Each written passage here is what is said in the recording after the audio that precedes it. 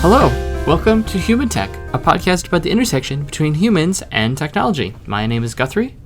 I'm here with Susan. Hi, Susan. I'm here. Today's topic is all about me, is it not? Yeah. Today's topic is all about you because you have just released your book.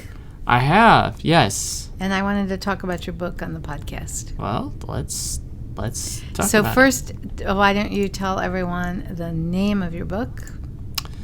Yeah, so it is called I Love You, comma, now read this book, period, and then parentheses, it's about human decision-making and behavioral economics. You didn't say close parentheses. Close parentheses. Yeah, so that's funny that you gave the punctuation in the title. Is there a reason why you were being that exact? Because if people left out the punctuation, they might not be able to find them. Well, otherwise it's clearly a run-on sentence, you know. Oh, okay. And that would not be good if you're an author. All right. So I don't know if there's things you want to talk about the book, but I have questions for you about the book. Well, let me just give sort of a brief overview for those of you who are interested. Selective reading, chapter 3. Are you going to read from the book like you hear authors do on podcasts? It was a Guthrie, dark and stormy why night. don't you read a little bit from chapter 3? Okay, so no, I don't want. I'm not going to do that, but I am going to read just a little bit from the Welcome to the Book section. Okay. Just as a summary, because So the thing is, when you write a book, you spend a lot of time thinking about ideas and then condensing those ideas into like little bite-sized pieces and then writing that down. So instead of me just doing that again, wandering around extemporaneously, I'll just say what I already did this, and Go it's ahead. better. Let's hear what you have. Okay. What you wrote. So basically, I say, have you heard of behavioral economics? It's a fun, interesting field of research that combines decision-making, social behavior, and brain science with everyday human actions. I've been exploring the topic in depth, and I want to share my findings. The purpose is to demystify why we humans do what we do. That, after all, is what is behind economics, that and lots of math. So, how, you may ask? I've read the research papers, and not the fun pop science-y articles and books that famous behavioral economics have written. No, I've read the research papers behind the books. Hundreds of research papers, poured over data, figures, tables, P, R, and T values. From that wealth of knowledge, I collated, consolidated, and extracted the important and statistically significant takeaways from the research. Some of the research results are intuitive, but deserve exploring an answer as to why they are true. Some of the results are not intuitive and make us humans seem illogical and weird. They deserve fun explanations as well. We'll cover society, politics, chocolate, and basketball streaks. So, later on I say, to help explain some of the complex topics, I've set up a consistent format. The book is separated by large thematic chapters. In each chapter, there are several sections. Each section is about a different topic or research paper. The beginning of a section has a bold statement that is both intellectually and physically big and bold. There's then a complete explanation with words and pictures that explain the idea, which is the meat of the book. Citations of the research discussed in each section will be at the end of the explanation. And finally, after each section is a takeaway page that summarizes the big points. My goal for these takeaways is to be so simple and straightforward that anyone can grasp the key insights by only reading the short takeaway section. So there's some more. But I should at least say down here, this has truly been a labor of love that literally took me 3 years to finish. I found the research articles, did the research, wrote the summaries, turned each research summary into a written out section, determined the order, made the layout in InDesign, redrew dozens of illustrations, added in fun icons used throughout the book, created titles and takeaway summaries for each section, created all the extras like the index, and slogged through round after round of edits. I actually had to cut down a lot of the sections to keep the page count down. So and then I sort of welcome everyone. And I think you're going to read the whole book right here.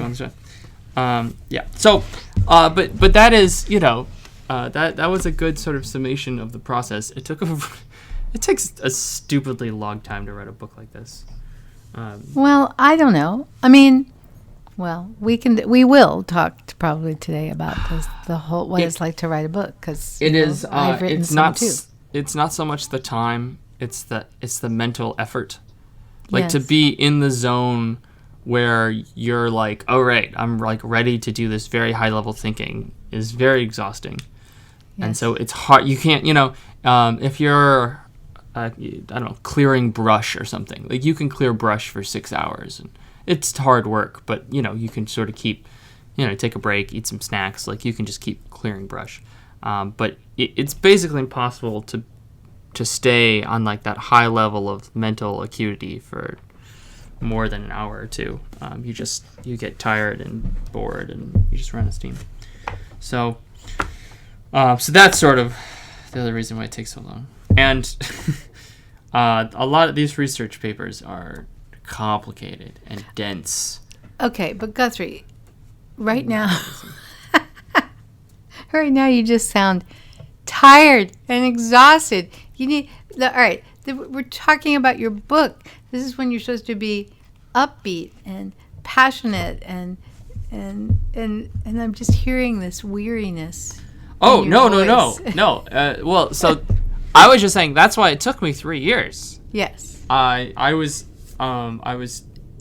like 6 months over schedule. Yeah.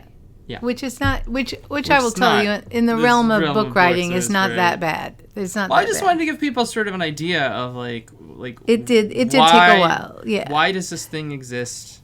Yeah, no, I think that was a great summary. And of course, can you do one other thing before we start talking more about it? Yeah. Can you just read, you said that the book is made up of these parts, right? These sections. Yeah. Can you just read the titles of the sections? Sure. Because I think that really helps people get an idea of the So- content. Yeah. So while there are, part of the problem with behavioral science that we've talked about before is that there's such so many things sort of overlap, and there's broad, fear of loss is like a common thing, and like it sort of surrounds a lot of different cognitive biases, and so it can be difficult to put things into buckets and categories. Yeah. But I have, and so I have in the book, I have 11 parts, and the parts are sort of, you can think of them as chapters, sections, if you will. Mm-hmm. So obviously I have the beginning of the book, and this is to get a really good idea of what the book covers. I think it's a good idea, because I think I did a good job with the buckets, and so once you hear it, you'll sort of have a much better idea of what is in the book. Right. So we have the table of contents, and that is the acknowledgments, dedication about the author. So part 1 is Intro to Behavioral Economics. I welcome people to the book. I explain what is behavioral economics, what is utility, kind of how does behavioral economics fit in, and then I sort of give some of the groundwork, as light and as not economics-y as possible, but there are some important concepts that will be useful to the reader, like heuristics, and sort of what is economics useful for, just like what's a p-value in the simplest terms. And then after part 1, we're off to the races, and we're only covering sort of, we're off of the, economics-y stuff, and we're into the meat of the research. So part 2 is nudges and manipulations. So we're talking about status quo bias, partitioning, priming effects, how to induce compliance, using choice architecture to steer people into decisions, decoys. Part 3, fear of loss or anticipation of gain, including regret aversion, fear of missing out, FOMO, risk-taking, consumption, or delayed consumption and time preferences, I should say. Part 4 is the power of self-stories. So It's all about self stories and rewards as motivation. Groupthink. Self-regulatory fit and persuasion is the big one in there. That's a big section. Part 5, the joys of consumption. It's all about a lot of behavioral econ papers are about consumption because for some reason sort of finance and savings and spending is just a topic that there's a big body of research in.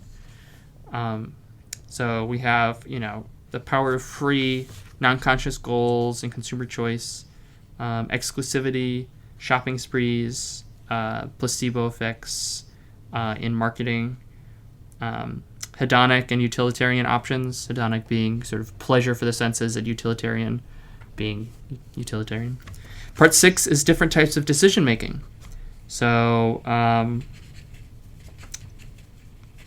creating and changing habits, seven drivers of motivation,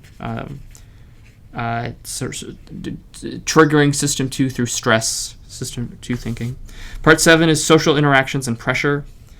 We talk about cooperation and punishment, culture versus individualism, betrayal aversion,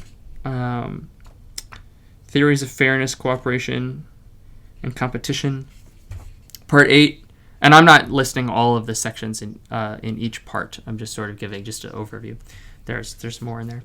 Part 8 is humans being bad at math. So subjective probabilities, the hot hand in basketball, people overconfidence in things. People get snagged up on when they try to calculate very extreme probabilities. Part 9, humans calculate by feel. So we're talking about sunk costs, a key effect, remembering happiness, calculating calories, the value of free will, sort of hot-cold states, ownership bias. This is where a lot of the cognitive biases come in. Mm-hmm. Basically, the summation is there are a lot of cognitive biases that sort of spring from the fact that, if you give, humans have to calculate how much they like or dislike something, and if you let a computer program do it, they would calculate it in like a normal way. But humans, we sort of calculate by feel, mm-hmm. So we are susceptible to bias because of that. Part 10, and so there's a lot in there. Part 10, humans can't estimate their own situations well. So, for example, unrealistic optimism, planning fallacies, procrastination, deadlines. And then part 11 is the classics collection. So there are a couple sort of seminal behavioral economics papers, mostly Kahneman, Tversky, 3-part behavioral economics or just straight economics. That sort of was the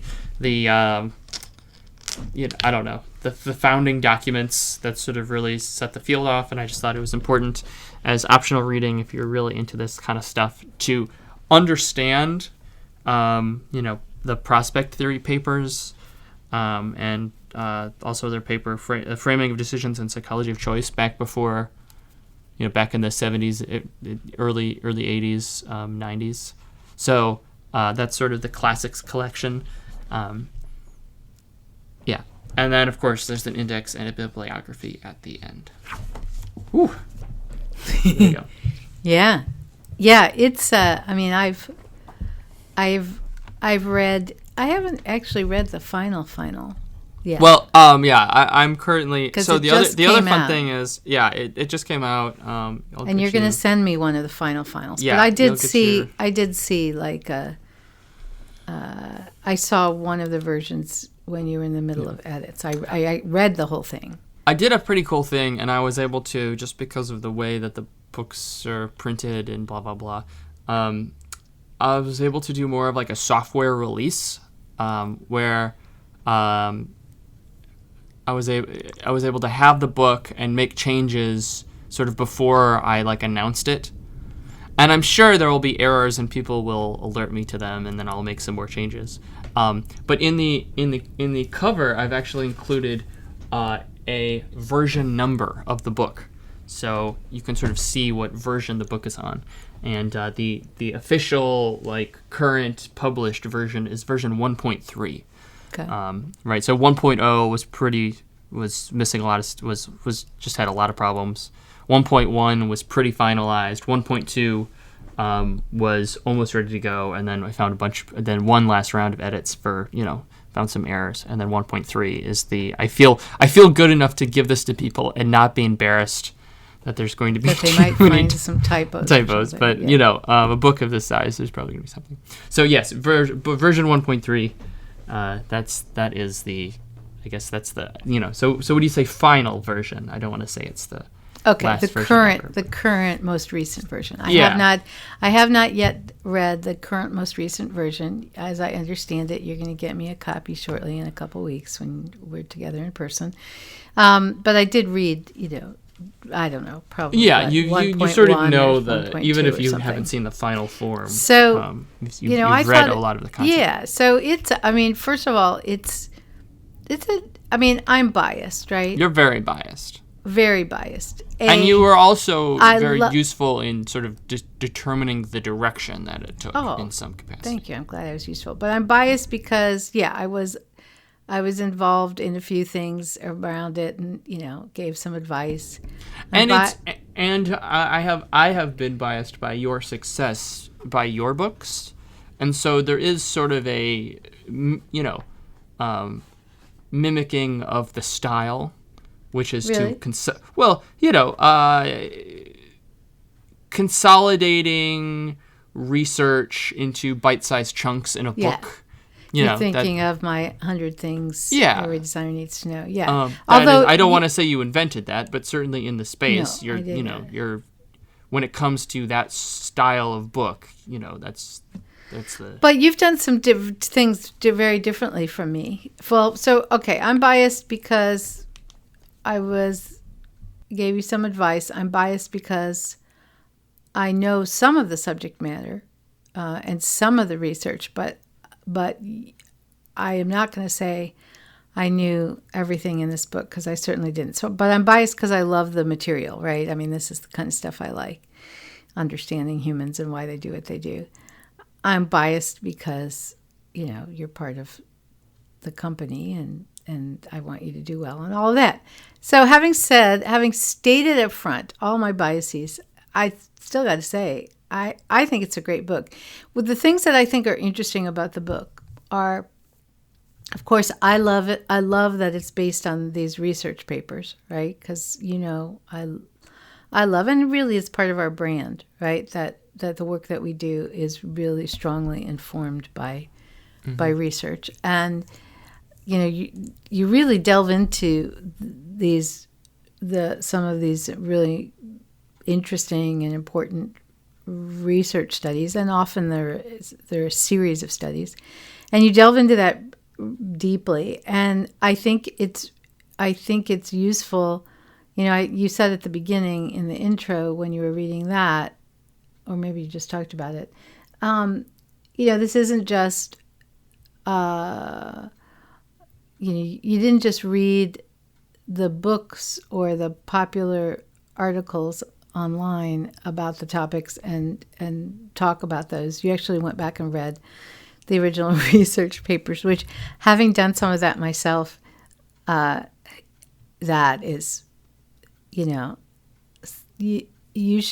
somebody should give you an award for that, because that can be really, really tedious. But so I like that it's based on research. I like that you summarize the research in ways that are very understandable. And I think some of the research papers that I read in psychology and neuroscience are tough to read, but I think some of these behavioral economics papers are like maybe the worst in terms of understanding what the heck is going on. If you're not familiar with sort of there is it's so interesting because different academic fields can be very siloed. Yeah. And there's almost like a sort of cultural ethos that develops within each field. Yeah. And there is I have I like that I can hear you turning pages. The rustling of pages. So, like, So like, just to give you just like a reading as an example. So like in the original prospect theory paper from 1979, this is like a segment about that outlines some of the most important parts, which is like the concavity of utility. And so I'll just read. This is from like an example of the research paper. In contrast to these data, expected utility theory with a concave U implies that probabilistic insurance is superior to regular insurance. That is, if at asset position W, one is just willing to pay a premium Y to insure against a probability P of losing X, then one should definitely be willing to pay a smaller premium RY to reduce the probability of losing X from P to 1 minus R Stop. P Release 0 me from this greater than torture. R. Yeah, no, it really that's why And I then said, there's like a bunch of proofs to get to hence, right, Yeah. which holds if and only if U is concave. Don't. It is right.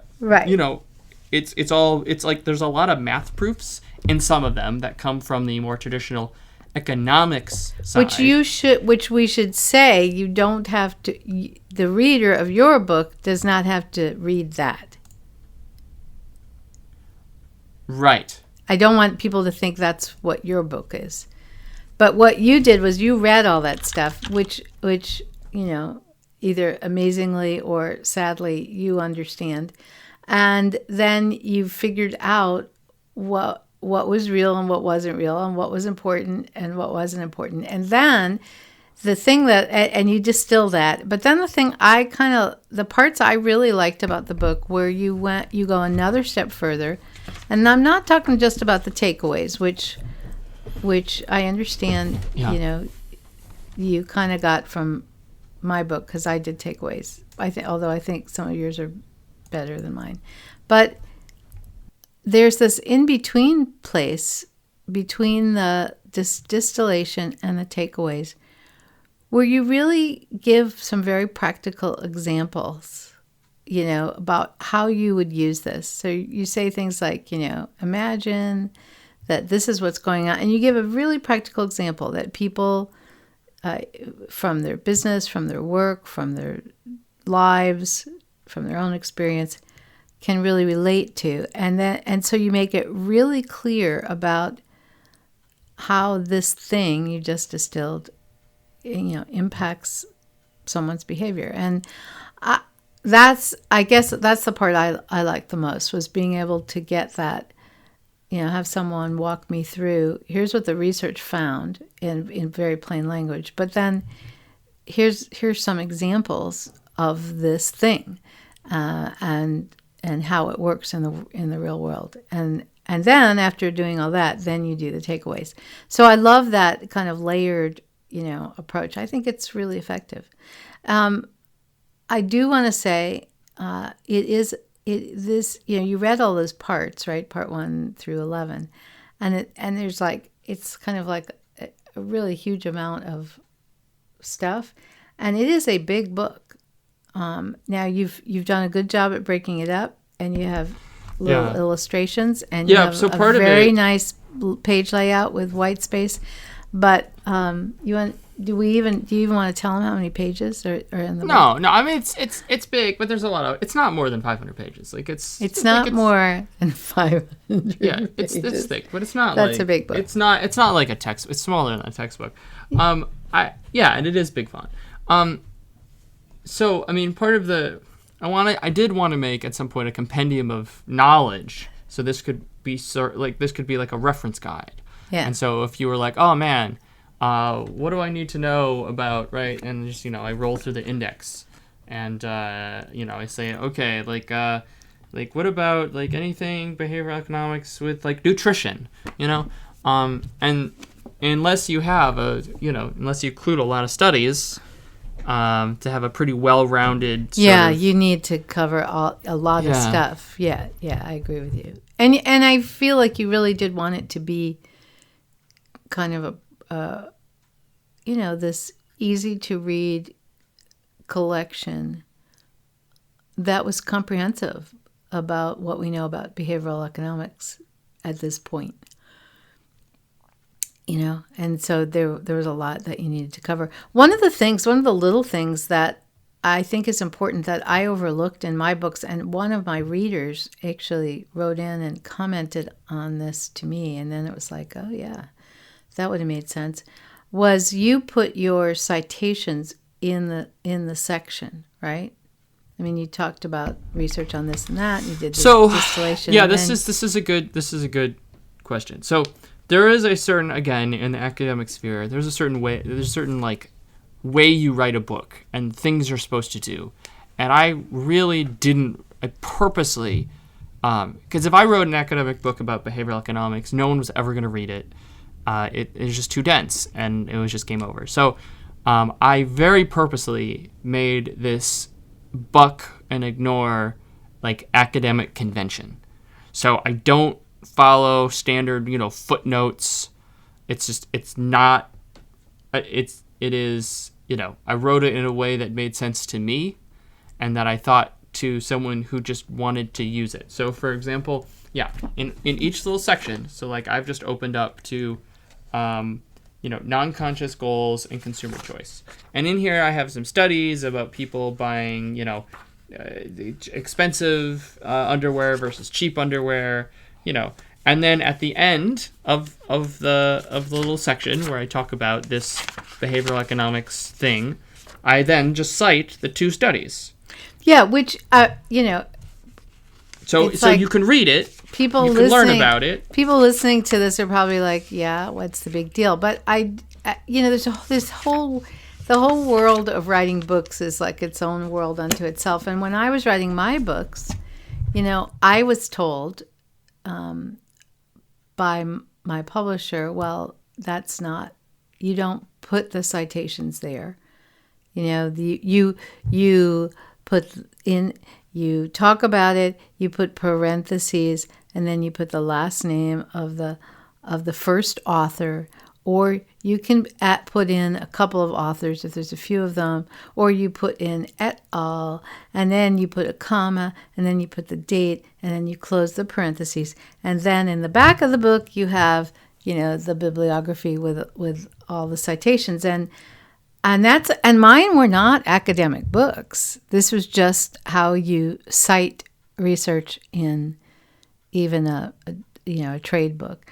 And so I did did it that way. And then just, and I didn't even think anything about it until recently when someone said to me, it's like a lot of work to go, it's like I want to find the citation and I have to stop what I'm doing and go to the back. And it was like, oh yeah, that's not particularly usable that way. So your method of just putting the citation right there, I mean, that's just a little thing, but I think it is useful, and I'm glad that you bucked convention.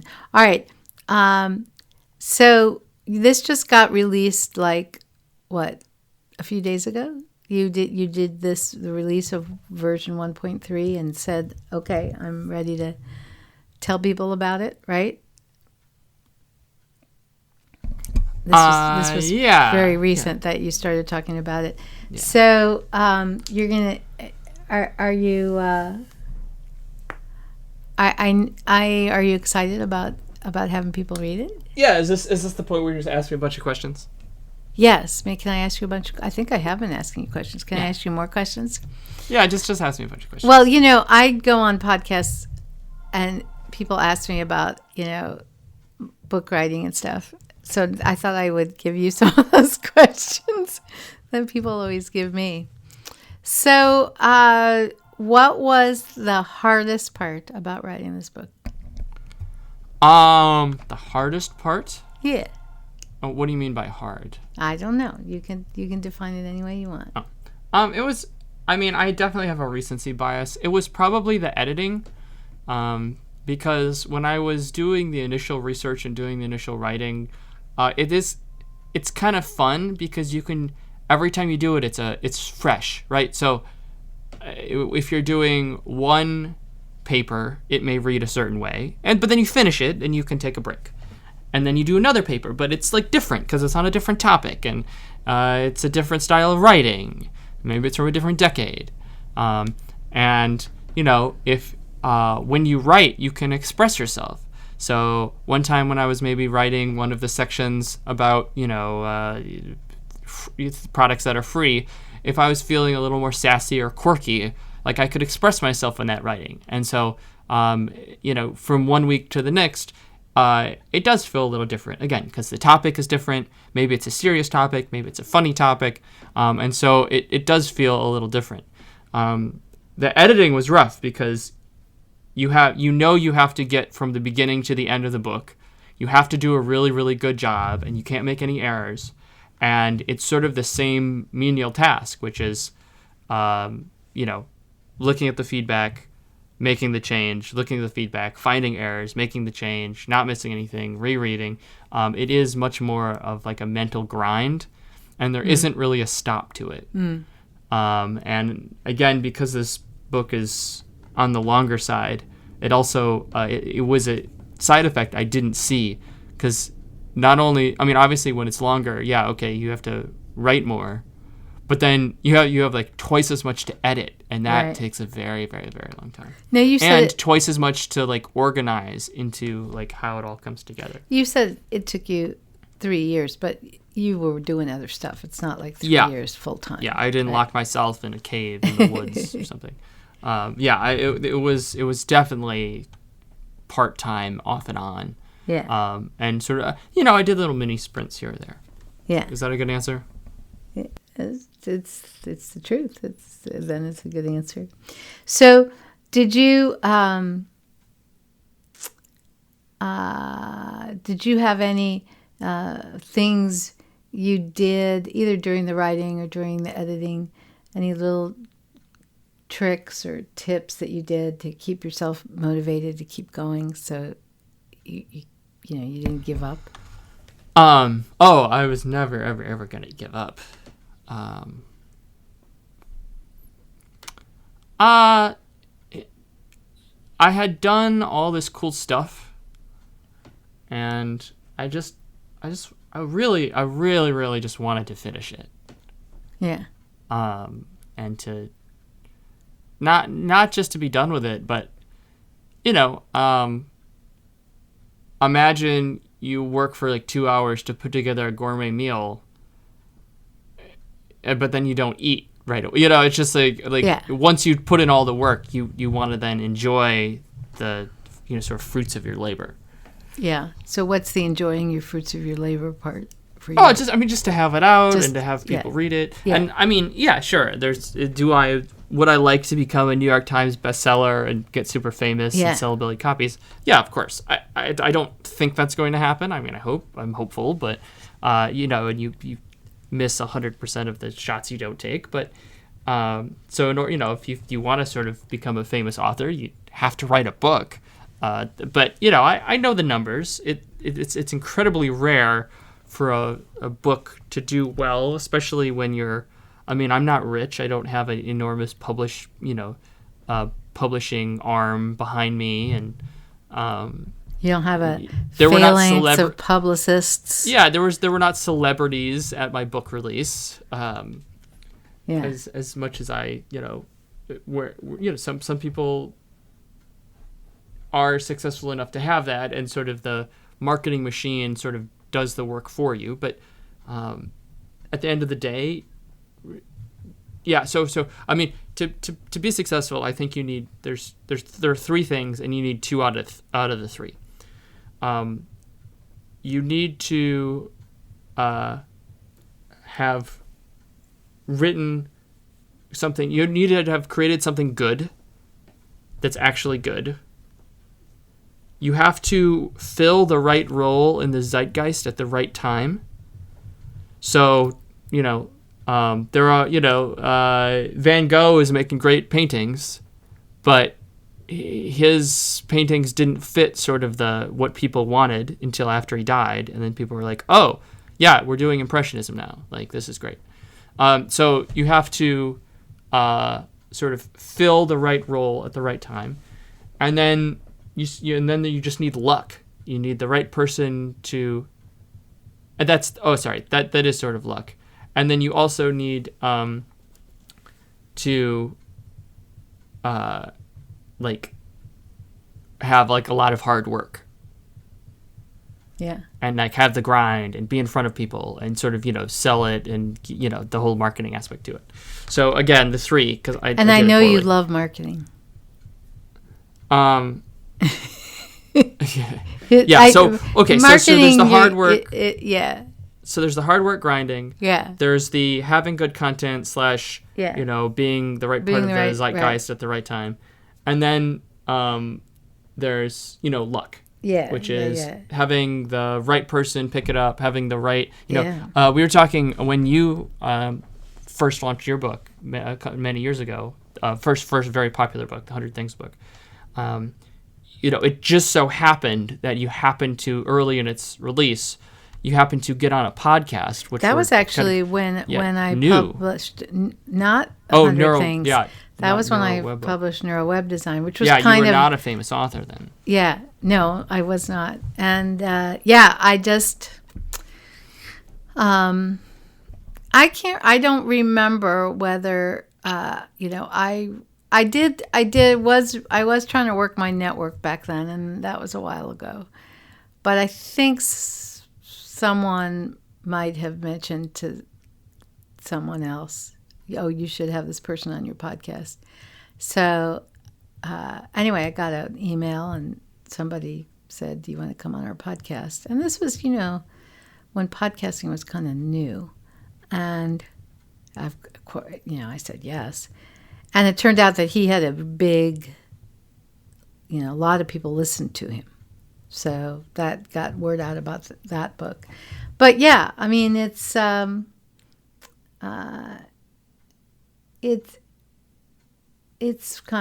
me, and I've written a lot of books, it's still kind of a mystery about, what makes a book popular or well-read.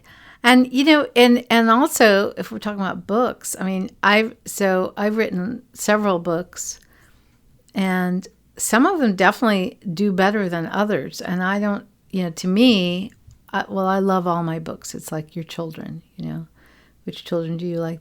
Which child do you like the most? I love them all. And I guess I kind of understand why some of my books might be more popular than other books, but I don't totally understand that. And yet there's definitely differences. So I think sometimes there is to talk about another author, there is that tipping point where it gets read and talked about enough that then, the word of mouth really kicks it in. And I didn't spend a lot of money either on necessarily, publicity. I've never hired a publicist and all that.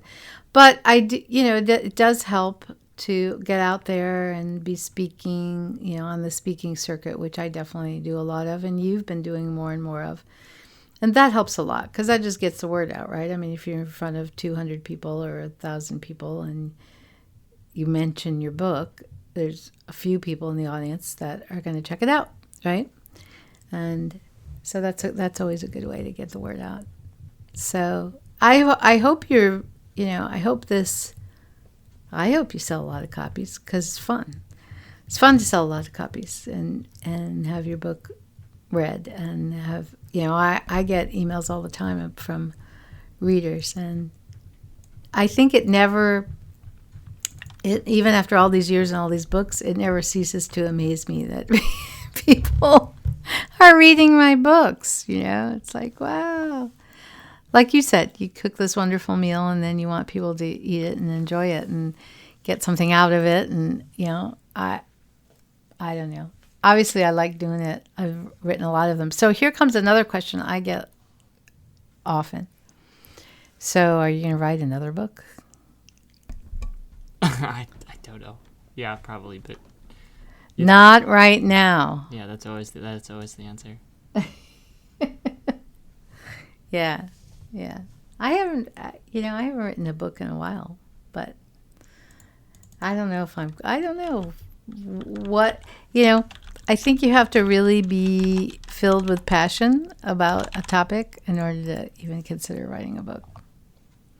So Guthrie, can you tell us if someone were interested, and we probably should have said this at the beginning of the podcast, but if someone were interested in purchasing your book, how would they go about doing that? Best way is just on Amazon. Yeah. Yep. And I know it's available. Search for my name, Guthrie Weinschenk, or just search for I Love You. Now read this book. Either one will find it. And I know it's available in large paperback or in Kindle. But do you want to make a plug for getting the actual physical book? Yeah. So because I know you feel that's the best way. Yeah. So I mean, first of all, I've tried to make. I mean, for a book this size and for as much paper as it uses, I've tried to keep the book very cheap and reasonable, under $20. And because I'm tackling a lot of research, there are a lot of graphs that I've made and charts and fun little icons, and it's all sort of laid out in a very kind of cohesive manner with pull quotes and stuff. So there's a lot more than just text, because a lot of it, I do use a lot of visualization to help explain concepts. And obviously when you have that, Kindle works best if you have just like a novel with a bunch of words, because then it can change the size and it can do the formatting and all the stuff that Kindle ebook readers are great at. And so I made, the choice was made to have, to keep the graphs, which I think are really important, and the little icons and stuff. And so it's sort of, so the Kindle version is the sort of a PDF copy of it. So as you scroll through, and I've cut out all the white space, and hopefully I've done the best job possible for that version, and I hope it's really good. So as you scroll, it's like you're scrolling through the book, and I think it's going to work really well. But just the I think it's easier to read in a physical version, because something about the bigger size just makes it easier, and the margins are bigger, and it's easy to kind of flip back and forth and look at different things, and there's more stuff on a page because it's so if you want to get the Kindle version, go crazy. If you're curious about getting the real book, I also suggest it. I've also done the thing where if you get the real book, you can get the Kindle version for like $3. Oh, really? Yeah. Oh, yep. I didn't know that. Yep. That's interesting. Okay, Yeah, so you can get both, and you can get both. It's for still pretty cheap. It's still very reasonable in price. But just because of the layout, you should think of it a lot more. It's like a sort of like a coffee table book. Yeah. Or a cookbook, right? Where the things on certain pages and the pictures and the illustrations do kind of correspond with the text in a meaningful way. Yeah. So, yeah. In fact, cookbook is that's like the example that when you set up the Kindle ebook, that's sort of like the example they give. Like, do you want it to be like a novel, or do you want it to be like a cookbook? All right. So, another question people often ask me is, who is this book for? So that's a really good question. Yeah, who is this book for? Do you know the answer? I have some suspicions. I hope it's for everyone who's interested in research about humans. I think one of the reasons I wrote it is clearly in your side of the woods, which is the behavioral psychology. It's become mainstream and popular, and I mean, you've certainly done a lot to forward that. I don't want to say agenda, but to sort of forward that mission, to bring these ideas mainstream into the sort of popular consciousness.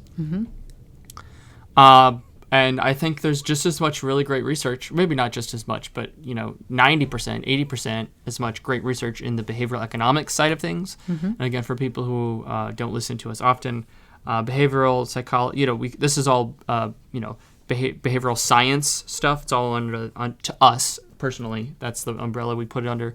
And then if it's about things that all humans share, that's kind of human psychology, the common traits that all humans have, like vision, that kind of stuff. But then if it is about what will a particular person with their particular preferences on that particular moment, when presented with a particular choice, choose, that's the behavioral economics side. And it is a little more complicated because there are more variables, and it does change person to person, time to time, decision to decision. But I think there's just as much really great research out there. But I don't, to my knowledge, I don't think anyone has actually tackled it in a way that I have. I don't think there are maybe some summaries out there, but certainly not sort of put together in an easy to read format for people who don't know what a p-value is, who are not familiar with the research side, and that's fine.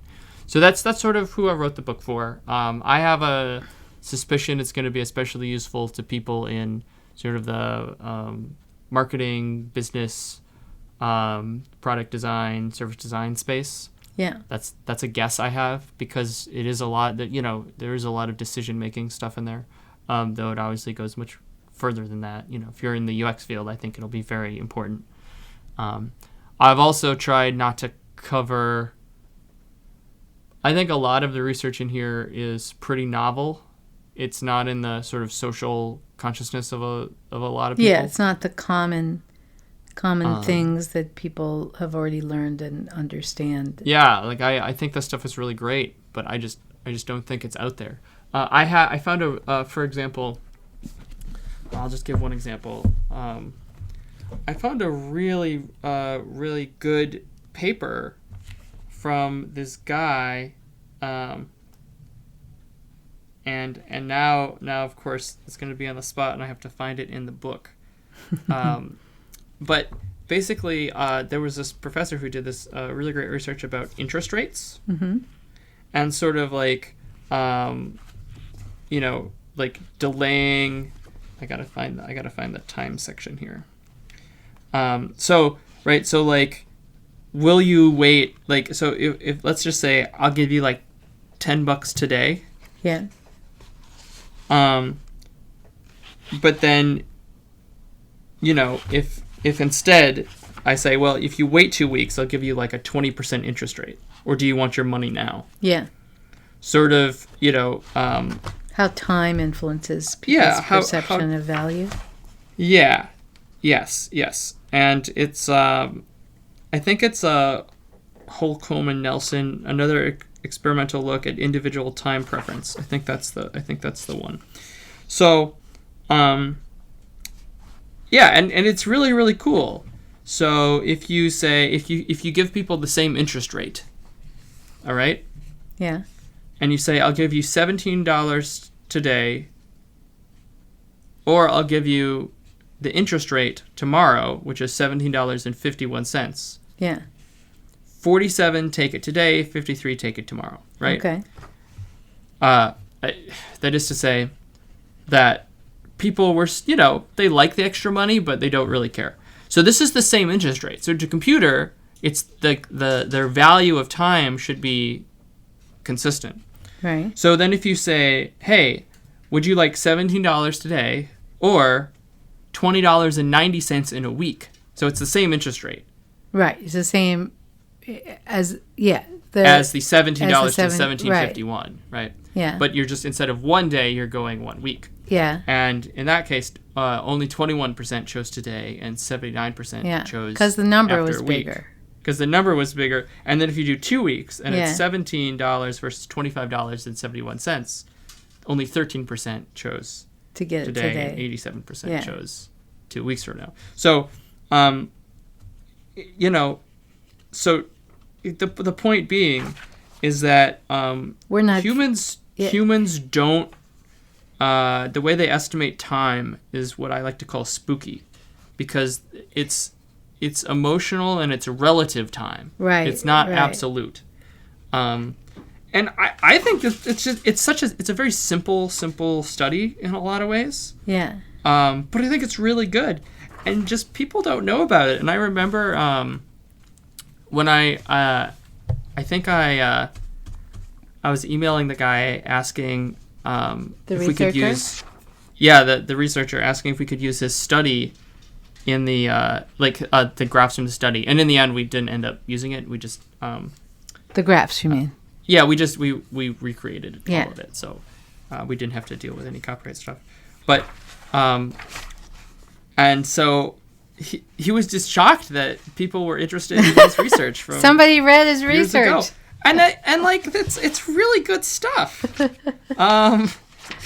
So you have, because I know you have some well-known stuff in there, but then there's a lot of Ariely, there's a lot of Thaler, but you found these gems that maybe have been overlooked, right? Yeah. No, and I'm not going to say that I found all the great. There's so much research. It would be impossible. So, I've mostly picked stuff that other people have talked and thought about already. But there were a couple examples that I just thought was really fascinating. But I had sort of not been exposed to that or heard other people talk about it. All right, so since we're plugging things, because we plugged your book here, there's one more thing I want to plug because of the time frame of when this podcast is likely to be released, which is that that we're teaching a workshop in Austin that has, I mean, obviously not all, but has several of these studies from your book included in the research, in the workshop, right? And so I do want to mention that for any of you guys listening that would be interested in traveling to Austin, Texas, in the U.S. on November 22nd, 2019, which is a little more than a month from when we're recording this, we're teaching a behavioral design workshop. It's a one-day workshop. It's being hosted by Rackspace, but it's open to the public. And, boy, it's a good question about what the best way to find that online if you're interested in registering. I guess if you're interested in registering, if you can search for Behavioral Design Workshop, Austin, Texas. It's on our website, too. Yeah, it's on our website, or just email us and, we'll give you more information about that, as well as... Tickets are pretty cheap. Under $200. And they're kind of going pretty fast too. So, but also, we'll come in-house and teach it. That's probably the way we teach it the most, more than we do these public courses. You can just bring us in and we'll teach a workshop to your group. So I do want to mention that because that's my favorite, probably my favorite workshop that we teach, the Behavioral Design Workshop, and probably the most popular one at this point right now that we're teaching, and relevant to this book topic. So Guthrie, thanks for being willing to talk about the book, and we're also talking, possibly, if I can talk you into it, on having you go on a book tour and speak about the book. So if anyone listening is interested in having Guthrie come in and speak to your group or your organization or whatever about the topic, he's got a great keynote that fits with the book topic as well. All right, did I do a good job promoting? I have no idea. You have no I'm idea. Terrible at marketing. Okay. All right, so Guthrie, one more time, the name of the book is? I Love You. Now read this book. It's about decision-making, human decision-making and behavioral economics. And you can find it on Amazon. If you have any questions, email us at info@theteamw.com. Congratulations, Guthrie. Thank you. I hope people like it. That's the one thing I don't know yet. So buy the book, read it, and then let him know if you like it. Or because people have write just a review sort of on Amazon or it, something. But I think it's good. But I have, You're and biased. I've had a friend or two. I think it's look forward good. to I'm biased. So now we need someone it. else to tell us whether it's good. But yeah. So I'm hoping that other people are like, wow, this is actually a good book. So. All right. Good luck with it. Thank you. Bye. Bye.